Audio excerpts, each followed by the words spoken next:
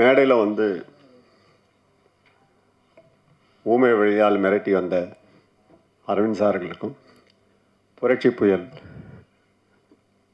Jaguar sir அவர்களுக்கும்.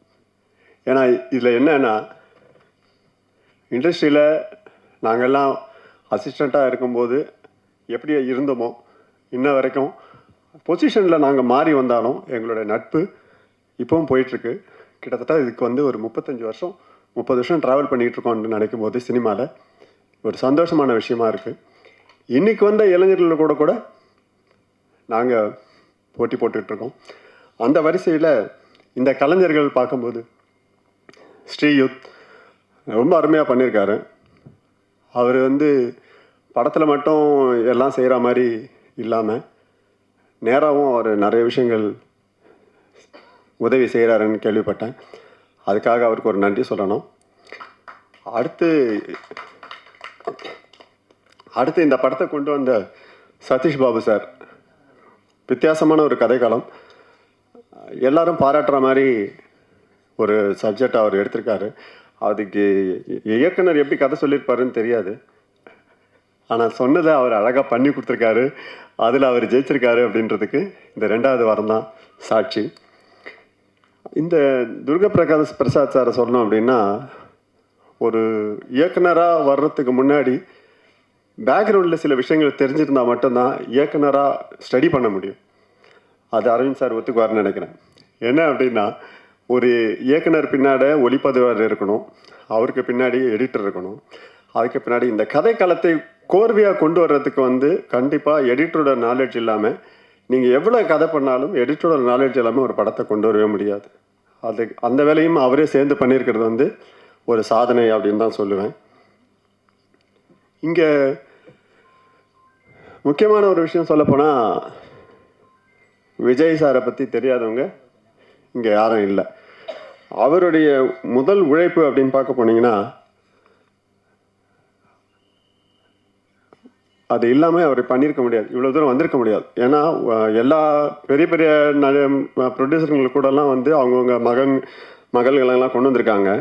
ஆனால் அவருடைய முதல் கிரெடிட்டுன்னு பார்க்கும்போது நாளைய தீர்ப்பு அப்படின்னு சொல்லி அவங்க அப்பா எடுத்த படம் இன்றைக்கி அந்த தீர்ப்பு முடிவாயிருக்கு. அந்த தீர்ப்பு முடிவாகிறதுக்கும் பார்க்க போனீங்கன்னா, இப்போ இந்த உழைப்பு வந்து என்னாலேயோ ஜாகுவார் சாராலேயோ அரவிந்த் சாராலேயோ இவங்க எல்லாருமே சேர்ந்து அவரை முன்னுக்கு கொண்டு வர்றதுக்கு நம்ம எவ்வளோ பாடுபட்டோன்றது இங்கே எல்லாருக்குமே தெரியும். அன்னைக்கு அவர் நினச்சிருக்க முடியாது நம்ம வருவோமான்னு சொல்லிட்டு. ஆனால் அவருடைய கேரியர் வந்து படிப்படியாக அவர் முன்னுக்கு வர்றாரு அப்படின்போது அவருடைய கடைசி கட்டங்கள் பார்த்தீங்கன்னா ஜனநாயகனில் தான் வந்து நிற்கிது. என்ன விஷயமா சொல்ல வரேன் அப்படின்னு பார்த்தா, ஒரு மாணவனாக இருந்தார், அதுக்கப்புறம் வந்து ஒரு மகனாக வந்தார், அப்புறம் போலீஸ் ஆஃபீஸராக வந்தார், அப்புறம் ஒரு ஜட்ஜாக வந்தார், ஒரு காமெடின் ட்ராக், இப்படி லைனாக பண்ணிக்கிட்டே வரும்போது ஒருத்தருடைய முயற்சின்றது தனித்தனியாக போயிட்டே இருக்குது. அதுக்கு கடைசி கட்டம் பார்த்து போனீங்கன்னா அது முதல்வர் போஸ்ட்டு தான். முதல்வருக்கு பின்னால் அவர் திருப்பி இறங்கி ஒரு போலீஸ் ஆஃபீஸரு, திருப்பி ஒரு ஜட்ஜு அப்படிலாம் ஒர்க் பண்ணவே முடியாது. அந்த இடத்துல வந்து அவர் ஸ்ட்ரக் ஆகி நின்ன பிறகு அடுத்து அவர் எடுத்த முடிவு வந்து தலைமை தான். அது 8 கோடி மக்களுடைய தலைமையாக அவர் கொண்டு வந்து இறங்கியிருக்காரு அப்படின்றது ஆணித்தரமாக நான் இங்கே பதிவு பண்ண விரும்புகிறேன். ஏன்னா இதை வந்து ரஜினி சாரோ கமல் சாரோ தொடலை. முதல்வன் படம் வந்து கமல்ஹாசன் சாருக்கு போகும்போது கமல்ஹாசன் சார் அதை பண்ணலை. ஏன்னா அவர் அன்னைக்கு பண்ணியிருந்தார்னா ஒருவேளை அவர் முதல்வர் ஆயிருக்கலாம். ஏன்னா அதுக்கப்புறம் அவருக்கு படம் கொடுக்கறதுக்கு படம் கிடையாது, இந்த ஒரு சூழ்நிலை இருக்குது. அதுக்கடுத்து ஒன்று சொல்லப்போனால்,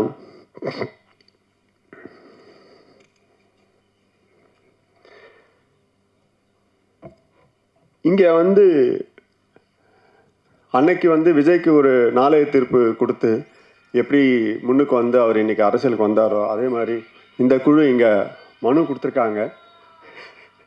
மனு கொடுத்த மக்களுக்கு வந்து மனு கொடுத்துருக்காங்க. இந்த மனுவால் அவங்க இன்னும் மேலே உயர்ந்து அடுத்த தலைமுறைக்கோ இல்லை அடுத்த விஷயங்களுக்கு சொல்கிறதுக்கோ உபயோகரமாக இருப்பாங்க அப்படின்னு சொல்லி என் உரையை முடிக்கிறேன். நன்றி, வணக்கம்.